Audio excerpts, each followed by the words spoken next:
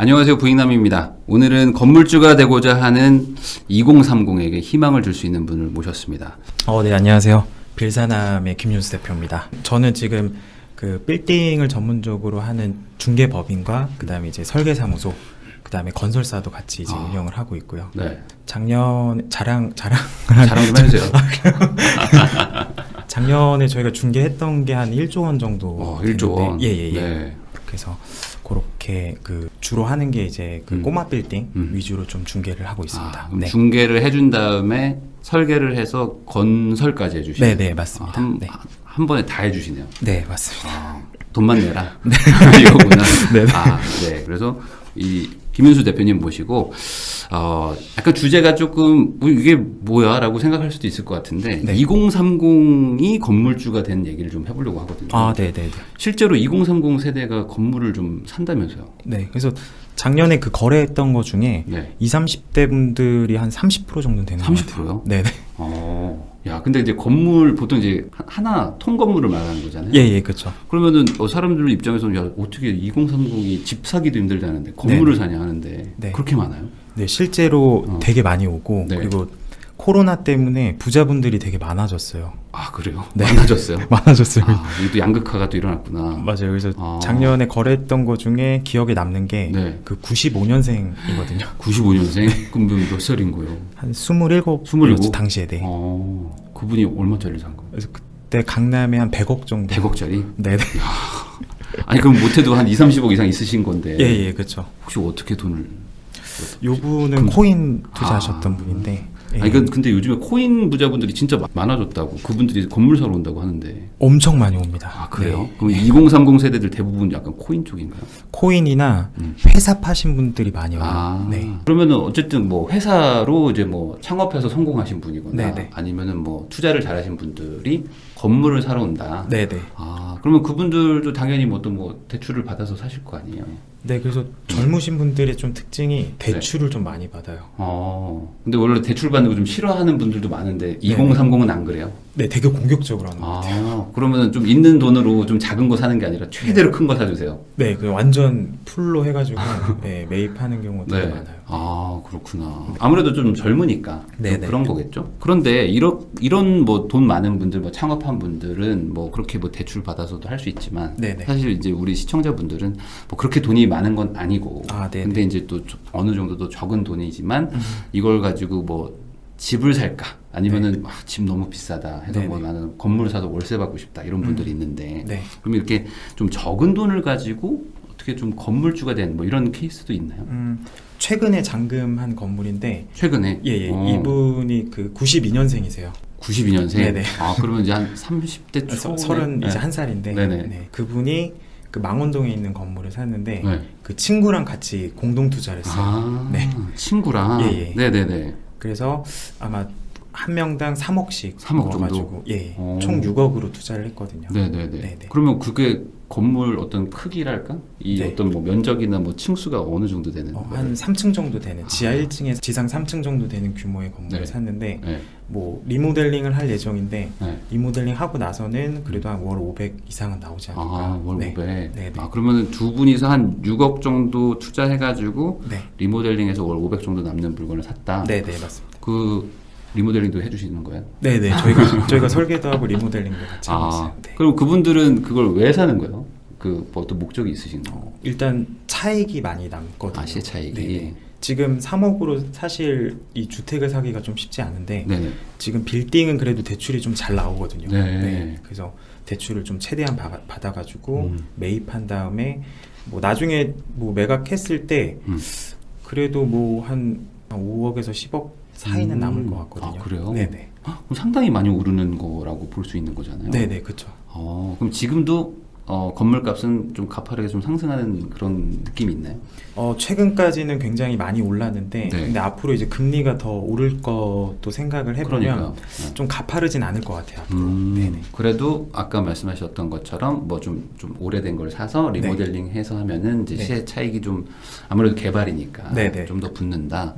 그런 거를 목적으로 지금 2030 세대들도 막 계속 온다 이거네요. 네, 굉장히 많이 오고 그리고 이제 요즘에 뭐 유튜브나 이런 책이나 이런 정보들이 많이 공개돼 있잖아요.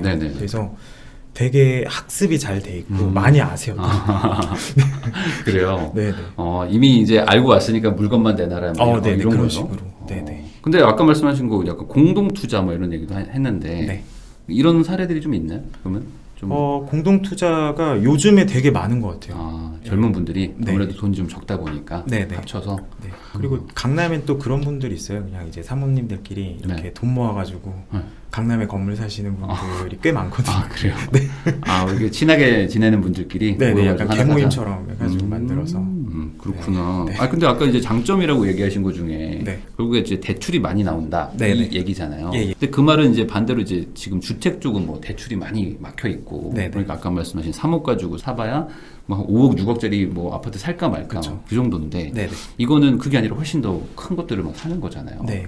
그러면은 대출이 많이 나온다는 건 알겠는데 네. 누구나 다 해주나요? 왜냐면 또 요즘에 대출 막 소득 규제 막 이런 것들이 많다고 하잖아요. 맞아요. 그러니까 뭐 DSR도 네네. 있고 하는데 빌딩 임대사업자 대출은 DSR 규제가 없어요.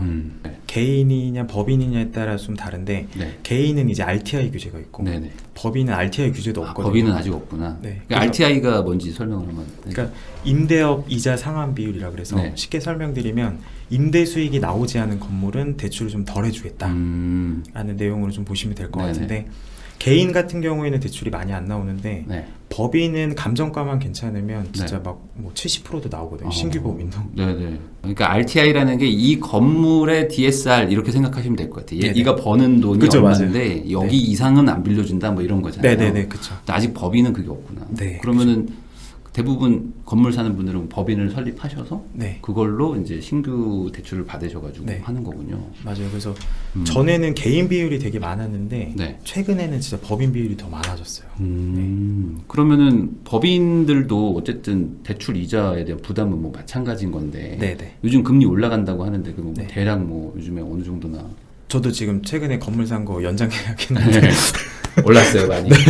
제가 2.8%로 받았거든요. 처음 할 때요? 네, 처음에 2.8% 받았는데 그 몇 년 만에 지금 연장하시는 거예요? 지금 2년 됐거든요. 2년 만에? 네. 3.89인가 그러고요. 1% 올랐구나. 네네. 네. 근데 앞으로 좀 더 오를 것 같아가지고 네.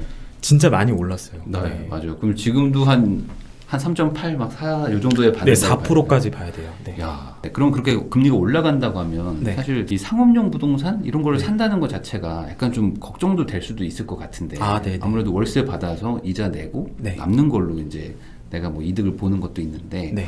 지금 그 빌딩을 사는 분들은 뭐 네. 그런 거보다는 시세 차익 위주로 생각을 하시는 건가요? 네, 시세 차익 위주로 많이 생각을 하고 네. 그리고 이제 금리가 올라가면서 임대료도 같이 많이 올랐거든요. 네. 네. 그래서 임대료가 오르면 어찌됐든 건물 가격도 오르는 거기 때문에 네네. 그런 부분에 있어서 전에 하셨던 투자보다는 좀 신중하게 하셔야 되는 건 맞고 그리고 좀 저는 요즘에 투자한다고 하면은 좀 주요 지역에 많이 하라고요. 주요 지역이요? 네네. 그럼 예를 들어 뭐 강남 같은 곳? 네네, 뭐 강남이나 뭐 성수도 네. 너무 좋고 그다음에 이제 한남동 그다음에 소액으로 하기 좋은 동네는 홍대거든요. 연남동 네. 그다음 뭐 망원동 더 나아가서 뭐 연희동까지도 근데 그 2030 세대들 입장에서는 네네. 어쨌든 이제 건물을 이제 사는데 내가 돈도 없잖아요. 네네. 돈도 없고 뭐 근데 건물은 사보고 싶어요. 네네. 그래서 뭐 친구 두세 명 모았다 이거예요. 예. 그래서 뭐 6, 7억 뭐 7, 8억 모았는데 네네. 주요 지역에 사라고 하면은 네. 거기 땅값이 얼만데 네. 어떻게 사냐라고 생각이 들 것 같단 말이죠. 네네네. 그럼 그 지역에서도 저렴한 물건들을 살 수가 있다는 건가요? 아직까지 많이 있어요. 홍대 쪽에는 그래요? 진짜 1, 20억 정도 되는 게 많이 있거든요. 그러면 이제 우리 시청자분들은 이제 건물 투자에 대해서 잘은 모르시니까 뭐 네. 대로변에 있는 멋있는 건물이 아니고 네네. 약간 좀 안쪽에 있는 골목에 있는 네. 뭐 작은 뭐 주택 건물 이런 것들을 말하는 건가요? 네, 맞습니다. 그러니까 눈을 일단 낮춰야 돼요. 그건 당연하죠. 맞아. 그리고 이제 도로도 되게 좁을 거고 그리고 되게 낡은 네. 진짜 다가구 주택이 많을 거예요. 네. 다가구 주택 그렇죠. 네. 요즘에 골치거든요. 이것 네. 때문에 맞아요. 세금 나오고. 네네. 그래서 그렇게 나와 있는 매물을 좀 리모델링 한다라고 생각을 하고 접근을 하시는 게 그러니까 약간 뒷골목에 있는 주택을 리모델링을 해서 약간 네. 오피스 건물, 상가 건물을 바꿔서 그쵸. 이득을 보는 네네. 그런 쪽으로 가면은 아직 아까 말씀드린 조금 저렴한 금액으로도 투자가 가능하다. 네네. 그러면은 딱 듣자마자 생각나는 거는 아니 그런 데가 빌려줄 수 있을까? 뭐 약간 뒷골목이라고 하시니까 그럼 어느 정도 뒷골목이에요? 뭐에? 일단 대로에서 바로 들어가서도 힘들고 네. 더 들어가서 많이 들어가야 돼요. 네네. 한 10분 10분은 아니고요. 10분까지는 아니고 5에서 10분. 이면 정도.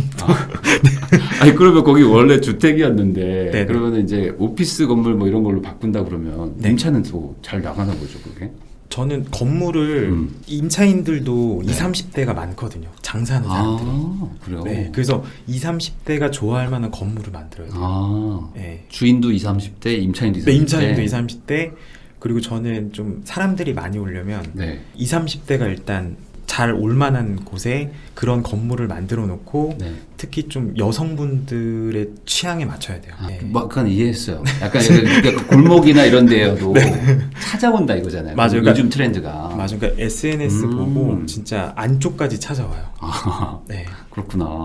신기하게 다 찾아오고 심지어 택시 타고 와요.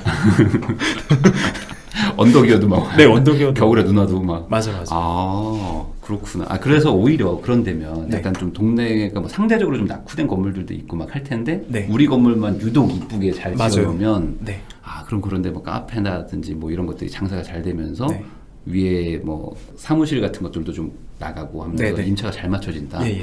약간 역설적으로 생각하는 거네요. 네네. 동네가 낙후됐는데 우리 게 새 거가 되니까. 네네. 그 건물을 좀 사겠다고 하는 분들 입장에서는 내가 직접 그걸 뭐 사옥으로 쓰겠다 이러면은 모르겠지만 그냥 투자 목적으로 하려는 분들 입장에서는 공실이 제일 걱정이잖아요. 그렇죠.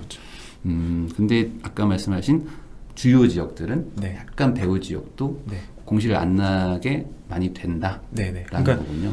그런 거예요. 그러니까 아무리 이면에 있어도 연남동에 오는 사람들은 많잖아요. 그렇죠. 많죠. 근데 그 안쪽까지 온다니까요.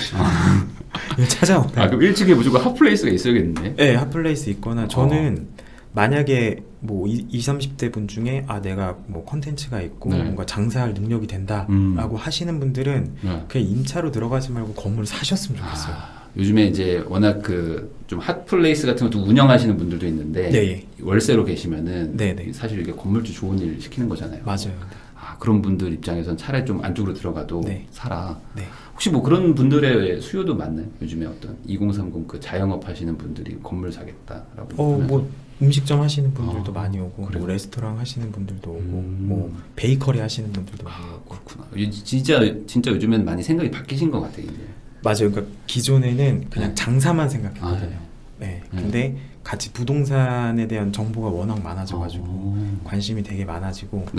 그리고 저는 좀 많은 분들한테 좀 권하는 영화가 그 파운더라고. 파운더. 그 맥도날드 있잖아요. 그래서 그 맥도날드 이제 프랜차이즈로 이제 돈을 버는데 이제 돈이 안 남는 거예요.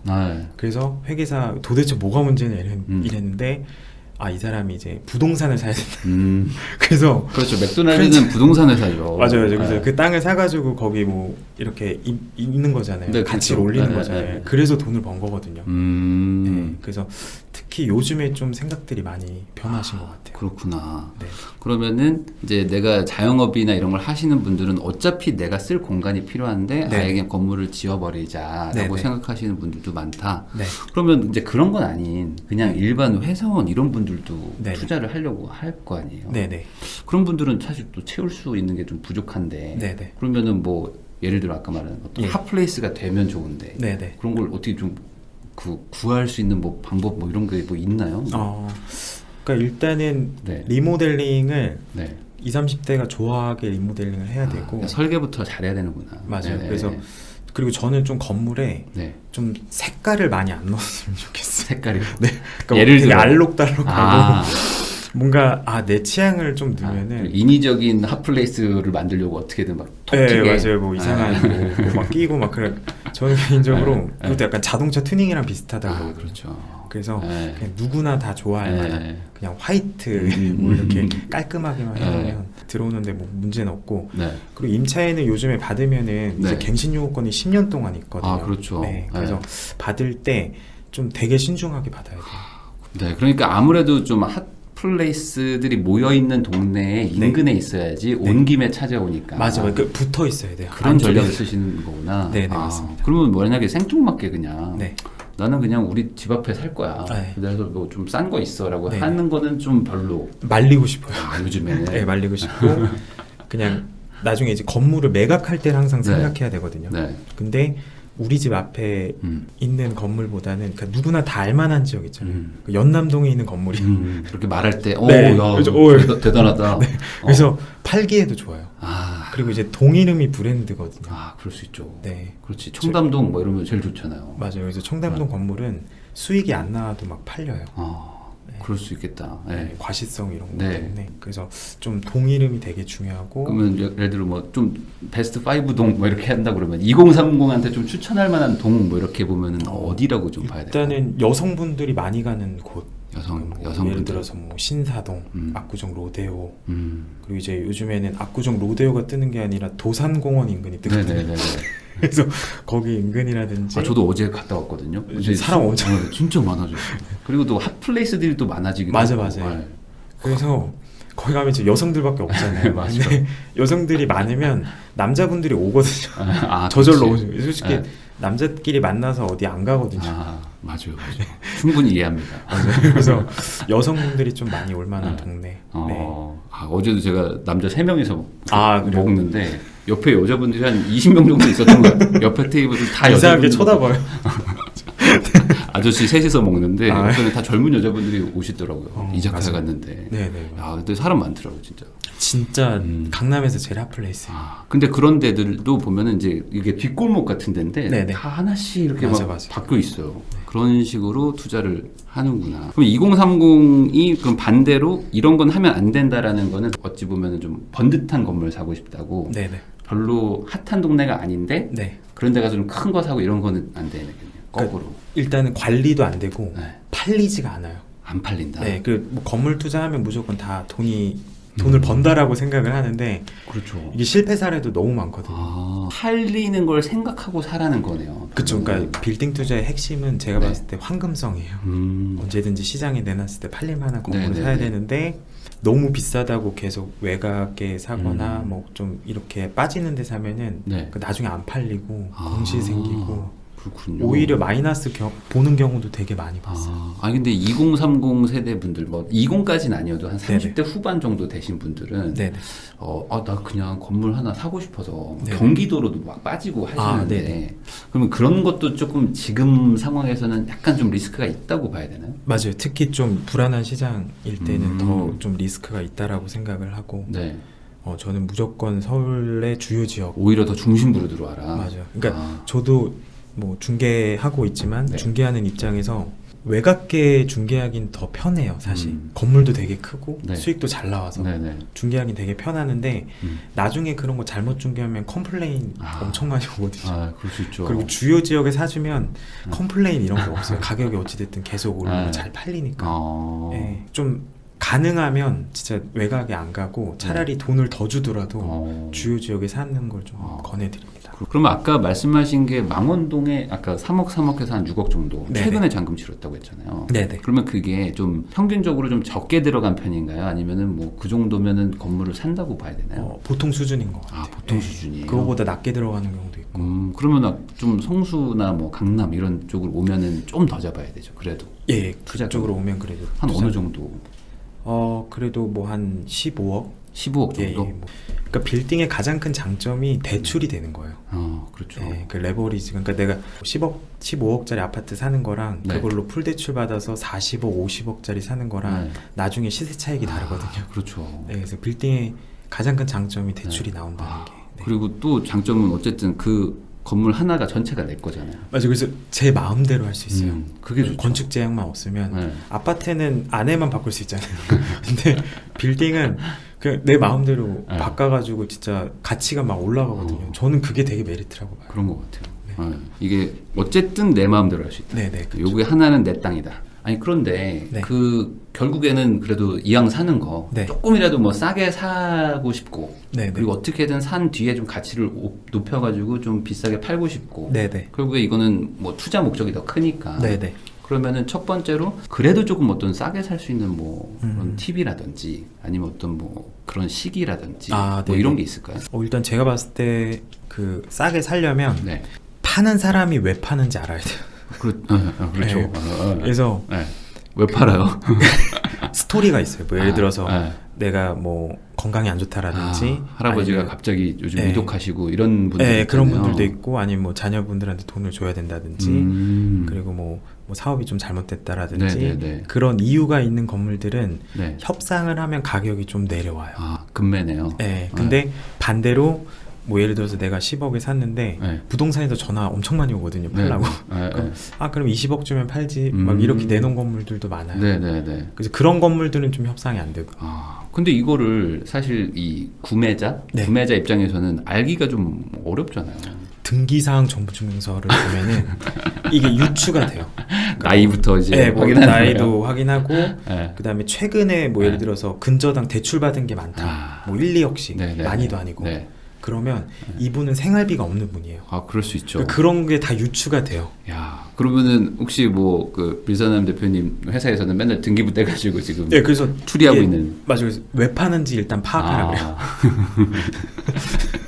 혹시 위독하신 분 있는지 찾아봐라. 그래서 그걸 해야지 협상이 좀 더 수월하게 되기 때문에. 그렇구나. 그러면은 그것도 있잖아요. 건물 안에 기존에 임차인 분들도 막 계시면은 아까 말씀하신 어떤 리모델링, 신축 이런 것들도 어려울 텐데 아마 일반 분들은 이런 거 어떻게 하냐고 명도를 난 못한다 뭐 이럴 수도 있는데 그런 것들도 뭐 협의를 통해서 하는 거죠. 결국에는. 협의를 통해서 하고 그리고 이제 그 최초 계약일을 좀 확인해야 돼요. 그러니까 지금 그 상가는 10년 동안 이제 갱신 요구권이 있고 중간에 또 소급 적용돼서 또 늘었잖아요. 맞아요. 그래서 그 기간이 일단 지났는지 봐야 돼요. 그래서 이 사람이 법적으로 좀 이렇게 유리한지 안 유리한지 보고 이제 협상을 좀 들어가고 그리고 대부분 이제 좀 권리금이라든지 이런 비용을 좀 챙겨주면 협상이 또 되기도 하거든요. 그렇죠. 그러니까 사실 생각보다 이게 까다로운 일이죠. 어찌 보면 물건이 뭐 많은 것도 아닐 수 있고 그리고 거기에 또 임차인이라는 분도 계시고 하기 때문에 뭐 공도 문제도 막 있고 한데 반대로 또 그런 노력을 해야 또 싸게 살 수 있는 거잖아요. 맞아요. 그런 임차인 명도 이슈라든지 그리고 건물이 너무 노후화됐다라든지 관리가 어렵다든지 그런 것 때문에 또 싸게 사는 거죠. 그렇죠. 뭐가 속상한 게 있고 골치 아픈 게 있으니까 싸게 사는 거잖아요. 맞아요. 근데 또 이제 그냥 일반 분들 입장에서는 무조건 싼 거 달라 이러면은 또 없으니까. 맞아요. 그렇죠. 그러면은 그런 건 있나요? 혹시 뭐 어떤 시세가 뭐 사실 건물 시세라는 거를 잘 일반 분들은 잘 감이 잘 안 오니까 뭐 어떤 시세를 뭐 이게 좀 비싸다 낫다 뭐 이렇게 볼 수 있는 뭐 대략적인 뭐 아주 간단한 기준 같은 뭐 그런 건 없나요? 일단은 요즘에 실거래가 조회할 수 있는 앱들이 너무 많고 그래요. 그리고 최근에 팔린 거 기준으로 같은 도로에 끼고 있거나 그다음 용도 지역이 같아야 되고 그리고 건물마다 가격이 좀 다르긴 하거든요. 그 사이에 낀 건물이랑 코너의 건물이랑은 가격 차이가 또 많이 나요. 그렇죠. 코너에 있으면 더 비쌀 거 아니에요. 그렇죠. 그래서 그런 것들을 다 감안하고 좀 보긴 해야 되거든요. 그러니까 이것도 사실 공부를 좀 해야 되죠. 공부를 좀 많이 없이 해야죠. 그냥 할 수는 없는 거잖아요. 그렇죠. 그러면 아까 말씀하신 게 이제 그러면 단순히 기존 건물을 사가지고 뭔가 수익이 난다 이런 거는 약간 좀 끝난 거다라고 저는 느껴졌거든요. 이거는 찾기가 어려워요. 지금 금리도 올라가니까. 그렇죠. 그럼 결국에는 노후된 거를 개발해서 어쨌든 바꿔야지만 되는 시장이라고 봐야 되나요? 그렇죠. 그러면 리모델링이 있고 신축이 있는데 신축을 하지 않고 리모델링을 하는 이유가 혹시 있나요? 일단 비용이 적게 들고요. 비용이요? 요즘에 건축비 엄청 올랐다고 하잖아요. 자재비도 그렇고. 요즘에 건물 지으려면 연면적당 막 1,000만 원 봐야 돼요. 평당 1,000? 예전엔 1,000만 원이 호텔 짓거든요. 평당 1,000이에요? 평당 1,000이요. 야, 그거 엄청 올랐네. 엄청 오르고 지금 막 인건비도 너무 많이 오르고 그리고 더 올라갈 수도 있다는 얘기도 있는데 비싸네요 정말. 그래서 리모델링은 상대적으로 비용이 좀 적거든요. 뭐 2분의 1도 안 되는 수준이고 기간도 되게 빨리 돼요. 리모델링 공사는 지금 저도 하고 있는데 4개월 만에 해요. 4개월 만에. 너무 겉에만 바꾸시나요? 뭐 안 해도 안 해도 다 바꿔요. 안에 지금 다 4개월이면 진짜 엘리베이터도 설치하고 엘리베이터까지. 4개월 만에. 그러면은 결국에 2030 세대 분들이 물론 아직 내 집을 못 산 분들도 있지만 그래도 집보다는 우선은 나는 건물을 산다거나 대출을 받아서 뭐 상가를 지어가지고 뭐 거기서 장사를 하거나 영업을 할 거야라는 분들도 있으니까 이런 분들한테 뭔가 조언이나 어떤 팁을 뭐 마지막으로 한마디 해주실 수 있는 게 있다면. 저는 일단 상권이 좋은 데는 20, 30대가 많은 곳이거든요. 그래서 오히려 20, 30대 분들이 전 투자를 더 하기 좋다라고 생각해요. 감각이 있어요. 핫플레이스도 만들 수 있고. 내가 노는 동네에다가 내가 사는 거구나. 맨날 술 먹는 곳에서 사는 거니까. 저는 그런 장점이 일단 있고, 그리고 건물에 저는 약간 그런 포토스팟 같은 거 만들면 되게 좋거든요. 아까 색깔 넣지 말라고 그러셨잖아요. 그럼 어떤 포토스팟? 제가 그 여대 앞에 산 거는 제 포토스팟을 만들어서 거기서 맨날 사진을 찍고 인스타그램에 업데이트를 하면은 내가 홍보를 안 해도 그분들이 홍보를 해주면서 막 사람들이 몰려오거든요. 그렇죠. 그래서 20, 30대 분들이 이런 젊은 감각을 되게 잘 아니까 뭐 포토스팟도 만들고 건물도 딱 그 진짜 이쁘게 여성분들이 좋아하게 만들어 놓으면은 저는 투자하기에는 너무 좋습니다. 오히려 역발상이다. 이게 내가 돈이 많진 않지만 대신에 2030의 마음을 내가 아니까. 맞아요. 이 사람들이 조금 멀더라도 분명히 올 수 있는 그 라인을 잡아서 적은 돈이지만 모아서 투자를 하면은 또 리모델링을 통해서 포토스팟 무조건 넣고 하나 넣고 핫플레이스를 만들어라. 거울만 놔도 거울 앞에서 사진을 찍어. 그래요? 거울을 약간 이렇게 비스듬히 놔서 이렇게 길어지게 해야겠다. 그래서 그렇게랑 심지어는 막 핑크 색깔로 막 칠해놔요 건물. 그래요? 어떻게든 포토스팟을 만들려고. 색깔도 칠하고. 네, 맞아요. 건물주가 쉽진 않네요. 네, 2030 세대분들은 이런 식의 아이디어를 가지고 한번 적은 돈이지만 한번 투자를 해보는 것도 나쁘진 않을 것 같다. 뭐 맞습니다. 2분, 3분 모여서 하는 것도 뭐 괜찮으니까 그런 얘기신 것 같습니다.